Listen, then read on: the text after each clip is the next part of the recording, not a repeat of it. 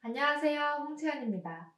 지난 시간 상례의 바탕이 부자 간의 사랑, 공경, 사랑하는 사람을 잃었을 때의 슬픈 마음이라는 것을 살펴보았습니다.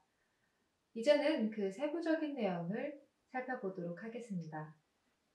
상례는 초종으로 시작합니다. 초종이란 처음 초자에 마칠 종자를 쓰고 죽었을 때를 의미합니다. 종이 글자가 마치다, 끝나다의 의미를 가지고 있으므로 생을 마감했다 라는 의미로 사용한 것이죠. 이렇게 쉽게 생을 마친 걸 종으로 표현했다고 이해할 수도 있지만 옛 학자들은 다르게 해석하기도 했습니다. 얘기 단공편에 보면 군자는 종이라고 하고 소인은 사라고 했다고 합니다. 죽을 사자입니다. 그럼 왜 다른 걸까요? 이에 대한 주석에서 종은 시에 대해 말한 것이고 사는 점차 다 없어져 남은 것이 없다는 말이다.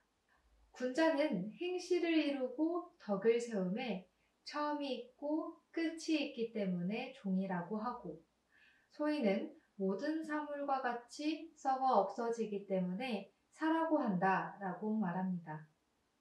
여기 군자와 소인은 유학에서 자주 등장하는 인간상입니다. 고대에는 어떻게 해석됐을지도 몰라도 조선시대 학자들은 군자와 소인을 그 사람이 가진 덕성, 행실로 구분했습니다.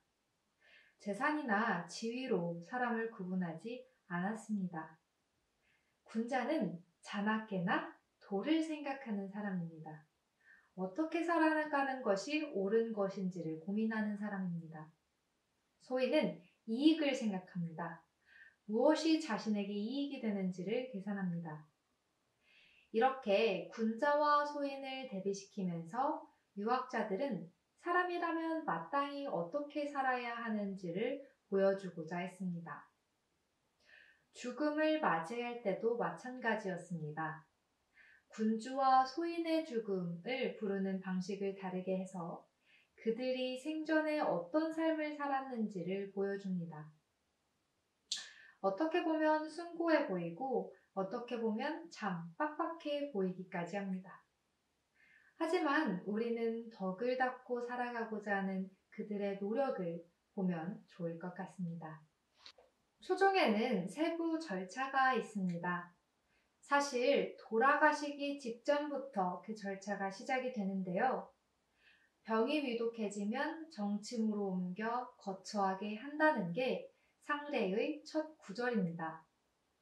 정침은 집의 본체를 의미합니다. 주자가래가 쓰여진 중국 송나라의 건축물을 보면 부유한 사람들이 살았던 집은 하나의 건물만 있지 않고 여러 개가 있었던 것으로 보입니다. 사실 한국에 현재 남아있는 고택들을 보아도 하나의 건물만 있지 않은 것을 알 수 있습니다.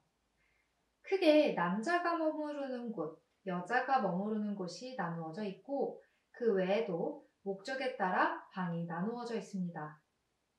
정침은 그중 가장 중앙에 있는 곳으로 공적인 업무를 보았던 곳이라고 생각해보면 좋을 것 같습니다. 정침에 대한 해석은 여러 가지로 나뉘어집니다. 건축물의 형태가 계속 바뀌기 때문입니다. 여기에 더해서 정침으로 옮기는 건 집안의 주인만 해당하고 나머지 사람들은 정침이 아니라 각자 자기들이 원래 거처했던 방으로 옮기는 것이 옳다는 주장도 있습니다. 이러한 여러 해석에 대해 조선시대 후대 학자인 남계라는 사람은 증보 사례 편람에서 정침은 편안하고 아늑한 침실을 말하는 것이다. 이 설은 정종지의에서 나온 것이다. 라고 정리합니다. 그는 정침을 편안하고 아늑한 침실 정도로 해석하고 여기에 담긴 의미는 정종지의라고 말했습니다. 정종지의란 집 안에서 생을 마감한다는 의미입니다. 이는 서경이라는 책에 그 유래가 있다고 하는데요. 서경 홍범편에 보면 5가지의 복에 대해 나온다고 합니다. 오래 사는 것, 부유한 것, 건강하게 편안한 것, 남에게 선행을 하여 덕을 쌓는 것, 자손들 앞에서 숨이 끊어지는 것이 5가지 복입니다. 이 중 마지막 고종명의 뜻은 안방에서 자손들이 다 보는 앞에서 숨이 끊어지는 게 복받는 것이라는 생각이 이어져 병자를 자신이 편안해하던 방으로 옮겨놓는다라는 구절까지 이르게 된 것입니다. 제가 어릴 때만 해도 객사라고 하는 말이 있었는데요. 가족들이 없는 곳에서 홀로 죽음을 맞이한 사람들을 객사했다고 하며 안타까워하고는 했습니다. 지금도 그렇지만 옛 사람들도 그만큼 홀로 생의 끝을 마감하는 것을 좋지 않은 것이라고 생각을 했던 것 같습니다. 그래서 정칭으로 옮긴다를 그런 식으로 해석했던 것이죠. 주자가래에서는 정침에 옮긴다 정도로 글을 마치고 있습니다. 도암 이제는 여기에 예기와 의례를 참고하여 내용을 보충하는데요. 병자를 북쪽 창 아래에 모시고 머리를 동쪽에 두고 침상을 치운다는 구절, 평상복복을 벗기고 새옷을 입힌다, 입과 코 위에 손을 놓고 살핀다 등의 구절입니다. 각각 행동에 의미하는 바가 있습니다. 먼저 병자를 북쪽 창가 아래에 모시고 머리를 동쪽에 둔다고 했는데 머리를 동쪽에 두는 건 생기, 즉 살아있는 기운을 향하도록 하기 때문이라고 합니다. 다른 해석도 있는데요. 예기대전이라는 책을 보면 머리를 동쪽에 두는 것은 양에 해당하는 장소에서 혼을 되돌리기 위한 것이며 북쪽 들창 아래에 병자를 모셔두는 것은 음에 해당하는 장소에서 백을 되돌리기 위해서니 그것들로 하여금 각각 현실 세계로 되돌아오게끔 하는 것이다 라고 나와 있습니다. 혼과 백이라는 개념은 사람의 기와 관련된 것입니다. 쉽게 설명해 드리면 각각 사람의 정신적인 측면, 혼, 육체적인 측면, 백으로 이해해 볼 수 있습니다. 음양으로 나눈다면 정신적인 측면은 양에 해당을 하고요. 육체적인 측면은 음이 됩니다. 즉 혼은 양의 측면이고 백은 음의 측면이 되는 것입니다. 이를 동쪽, 북쪽이라는 방위와 연결시켜 북쪽에 모시고 머리를 동쪽으로 라는 구절을 해석한 것입니다. 도하미제는 이에 대한 해석을 해놓지는 않았습니다. 또 어떤 해석이 정답인지는 알 수가 없습니다. 하지만 이러한 해석을 통해 혼백, 음양, 방위를 연결시켜서 상대의 일부로 삽입해 놓은 옛 사고방식이 있었다는 것을 되뇌어 볼 수는 있을 것 같습니다. 침상을 치운다고 하는 구절은 바닥에 병자를 내려놓는 것을 의미하는데요. 고대인들은 병이 위독해서 죽을 지경에 이르면 침상을 치우고 바닥에 병자를 내려놓았다고 합니다. 조금 이상하게도 보이는데요. 생물이라면 모두 땅에서 탄생한다는 생각에서 이러한 행위를 했다고 합니다. 땅에 내려놓아서 생기가 회복되어서 살아나기를 바랬던 마음이었다고 합니다. 병자를 북쪽 창가 아래에 모시고 머리를 동쪽에 두는 것, 침상을 치우는 것은 모두 병이 좀 위태롭지만 그가 다시 회복하기를 바라는 마음이 담겨져 있는 행동들입니다. 평상복을 벗기고 새 옷을 입히는 이유에 대해선 제가 이러한 해석을 좀 찾아보았는데요. 조복을 입히는 것은 그가 올바름에 따라 생을 마감했음을 드러내는 것이다. 조복이라는 것은 관원이 조정에 나아가 할애할 때 입었던 복식이라고 합니다. 그가 가지고 있었던 가장 신성하고 의미 있는 복장인 것입니다. 앞서 우리는 초종이라는 단어를 이야기하면서 종과 사라는 글자로 군자와 소인을 나누었다고 했습니다. 이것도 그와 같은 맥락은 아닐까요? 또 한 가지 제가 추측해 본 건 병이 났을 때의 임금님의 방문입니다. 옛날에 상례를 치르는 사람은 사대부 이상이었다고 말씀드렸습니다. 임금이 방문할 정도로 영향력이 있는 사람이었을 가능성이 있습니다. 황제가 아닌 임금을 말씀드리는 겁니다. 만일 그가 임금에게 총애를 받던 사람이라면 숨이 끊어질 수도 있을 만큼 아픈 그를 임금이 친히 방문했을 수도 있습니다. 따라서 군주를 아련할 때의 복장을 미리 갖추어 놓는 것일 수도 있는 거죠. 이건 어디까지나 저의 개인적인 추측입니다. 마지막으로 입과 코에 솜을 놓고 살핀다는 구절이 있습니다. 솜은 새 솜을 사용하는데 사람이 들이쉬고 내쉬는 숨에 의해 솜이 흔들리는지 살피기 위해 설치해 놓는 것입니다. 현대 병원에서는 의료기기를 사용해서 심장 박동을 확인함으로써 사망 여부를 확인합니다. 하지만 그런 기계가 없었던 시절에는 이 사람이 사망했는지를 쉽게 확인할 수가 없었습니다. 왜냐하면 눈을 감고 움직이지 않을 때는 그가 살아있는지 눈으로 확인할 길이 없었기 때문입니다. 이에 쉽게 흔들리는 솜을 대어 그가 숨을 쉬는지를 확인하고자 했던 겁니다. 이렇게 병자의 죽음을 기다립니다. 끝내 숨이 끊어지고 나면 바로 곡을 합니다. 곡은 조용하게 슬피 우는 모습이 아닙니다. 울부짖는 것에 가깝습니다. 사례편람에서는 혼니불로 머리와 얼굴을 덮고 통곡하며 가슴을 친다고 나와 있습니다. 소중한 사람을 잃었을 때보다 슬플 때가 또 어디 있을까요? 제가 경험해보니 내가 이렇게까지 울 수 있나 싶을 정도로 마치 짐승처럼 울게 되더라고요. 그리고 이전에 말씀드린 것처럼 마음이 꽤나 답답합니다. 그러니 가슴을 치며 울게 되는 것이죠. 곡을 하다가 복을 합니다. 복은 다시 복자인데요. 돌아올 복자의 의미도 있습니다. 초혼이라는 말로도 사용합니다.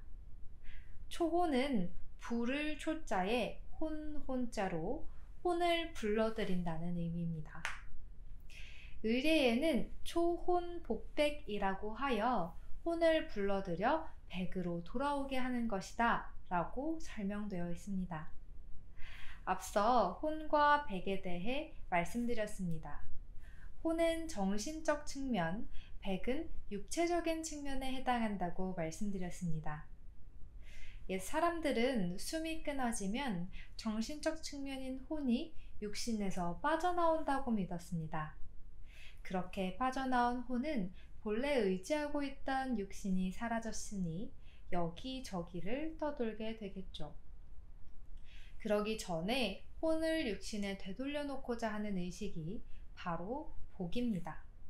시종 한 사람이 죽은 사람이 입었던 윗옷을 왼손으로는 깃을 잡고 오른손으로는 허리를 잡고서 앞 처마에서 지붕의 가운데로 올라가 북쪽을 향하여 옷을 잡고 부르되 아무개는 돌아오세요 라고 3번을 부르고 마치고 나면 옷을 말아 내려와 시신 위에 덮는다.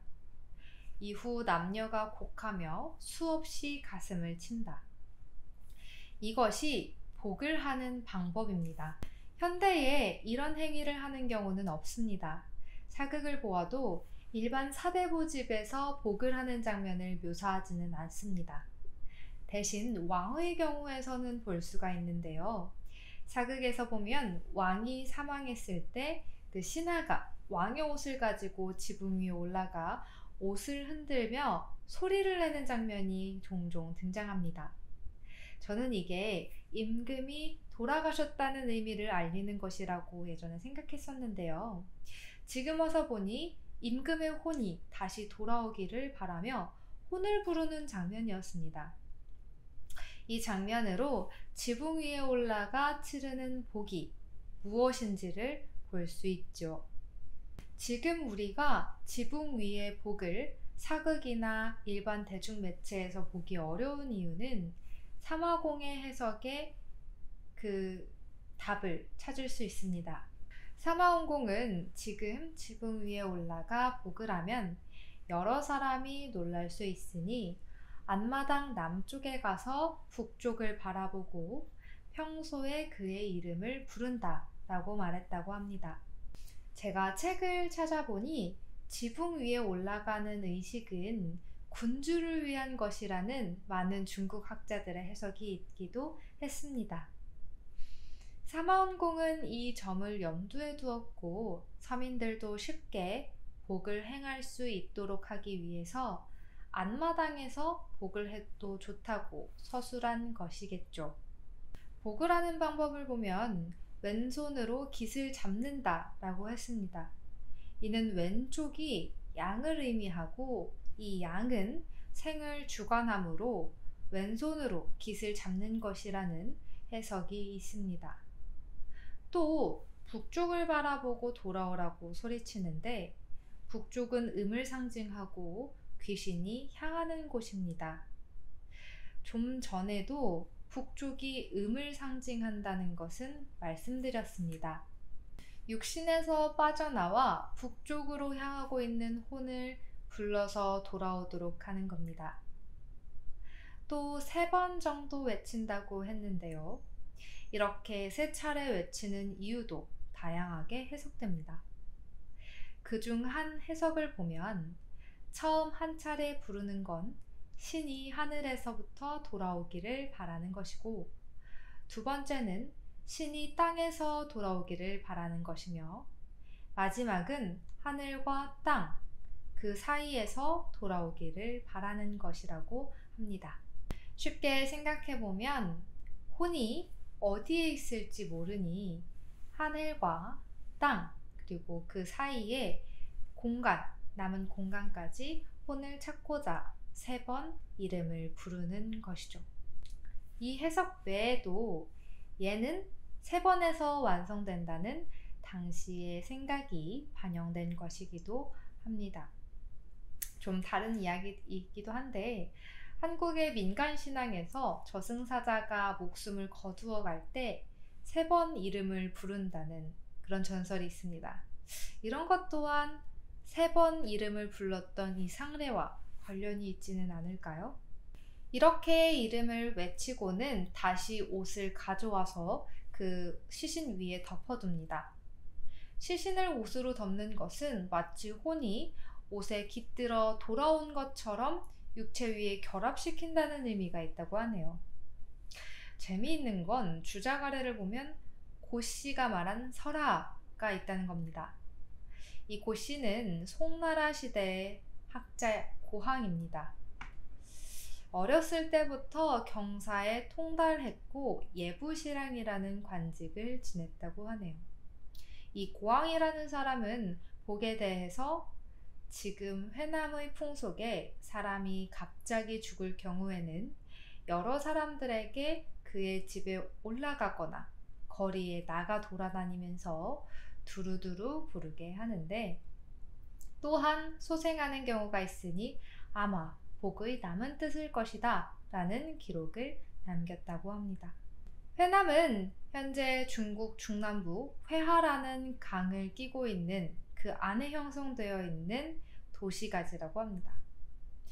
여기서 고항이란 학자는 복을 하니까 실제 살아난 사람이 있다고 말했습니다. 고민해보면 이건 죽었던 사람이 실제 살아났다기보다는 숨이 끊어진 줄 알았던 사람이 사실은 아직 죽지 않았었고 자신을 크게 부르니 깨어난 것으로 해석해 볼 수 있진 않을까요? 어쨌든 고항은 복을 하는 것이 허례허식만은 아니었음을 보여주고자 했던 것 같습니다. 주작 아래에서는 복을 해서 불렀는데도 살아나지 않으면 이제 정말 상례를 진행하기 위한 사람들을 정합니다. 상주, 주부, 호상, 사서, 사화 등 역할 수행하기 위한 자리를 정합니다. 하지만 사례별람은 조금 다른데요. 휘장과 침상을 마련하는 절차, 설치, 철족의 절차가 상주 이외의 역할을 정하기 전에 기록되어 있습니다. 휘장과 침상을 마련하는 건 가래에서 구덩이를 판다는 조항 앞에 있습니다. 그렇지만 도함은 설치 철족을 하기 위해 먼저 휘장과 침상을 마련해야 한다고 합니다. 이때 침상은 아까 시신을 눕혀놓은 것과는 다르게 머리를 남쪽으로 가도록 합니다. 머리를 남쪽으로 두는 것은 아직도 부모님을 살아계신 분으로 생각하기 때문입니다. 침상 위에 시신을 옮긴 후 설치와 철족을 하는데 이 절차는 주작 아래에는 없는 것입니다. 설치는 뿔 젓가락을 사용하여 입에 쐐기를 물리는 것입니다. 입이 다물어지지 않도록 설치해 두는 것입니다. 철족은 연궤를 사용하여 발을 고정시키는 것입니다. 묶어서 발이 뒤틀어지지 않도록 하는 겁니다. 여기에 더해 혼니불로 시신을 덮을 때에 내 귀퉁이에 빈틈이 없게 하는데 파리와 같은 곤충이 들어가지 않도록 하기 위함입니다. 도암이제는 사례 김장생의 상례 비요를 참고해 주작 아래에 없는 이 절차를 넣으면서 다음과 같이 말했습니다.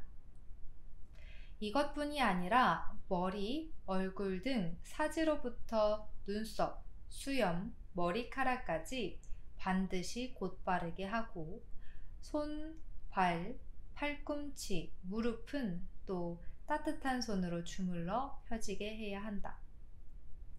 공자가 공경이 최상이고 슬픔이 다음이다 라고 하고 자사가 몸에 붙어 있는 것은 반드시 정성으로 하고 확실히 해서 후회가 없게 해야 한다 라고 하니 몸에 붙어 있는 것도 오히려 그러한데 하물며 신체에 있어서야 말할 것이 있는가?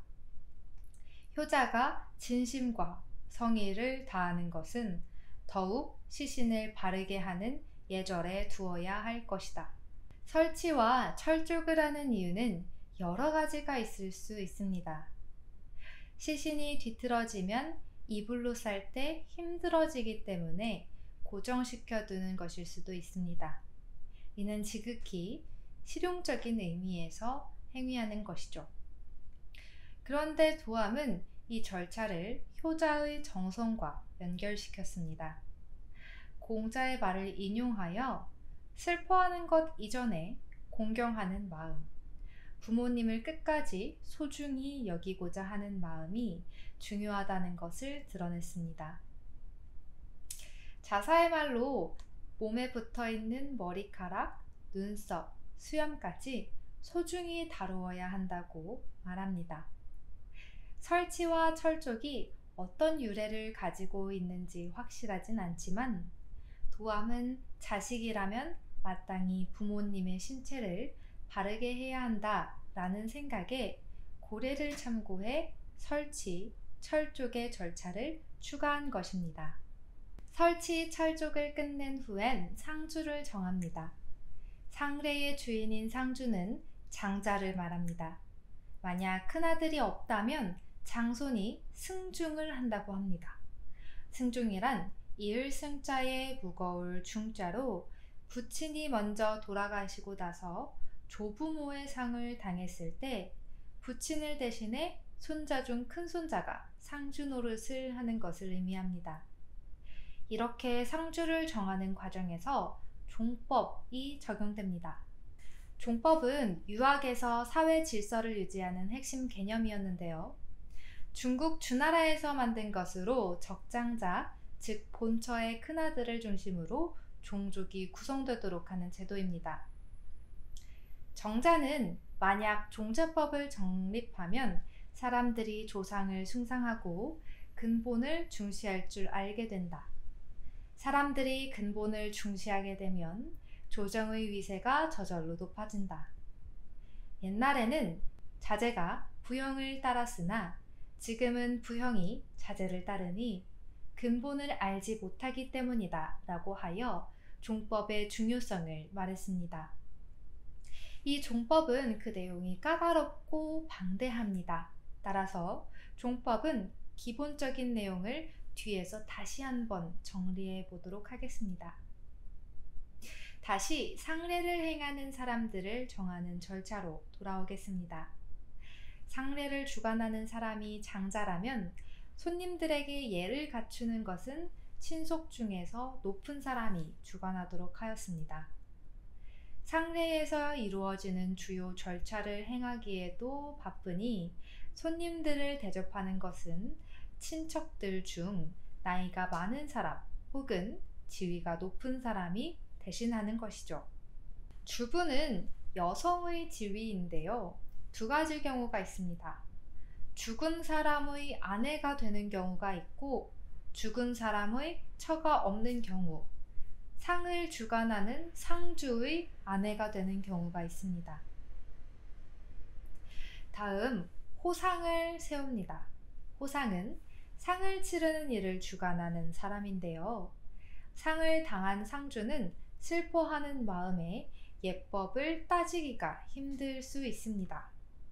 그러므로 상주 외에 다른 사람이 도와서 이끌어 주어야 하는데 이렇게 예를 돕고 이끌어주는 사람을 호상이라고 했다고 합니다. 따라서 도울 호자에 상자를 사용하는 것이죠. 이 사람은 자신의 아들이나 아우 형제 중에서 예를 잘 아는 사람을 선택해서 사용했다고 합니다. 또 사서와 사화를 세우는데 사서는 상례의 회계를 담당하는 사람이며 사화는 상례와 관련된 재화를 담당하는 사람을 의미합니다.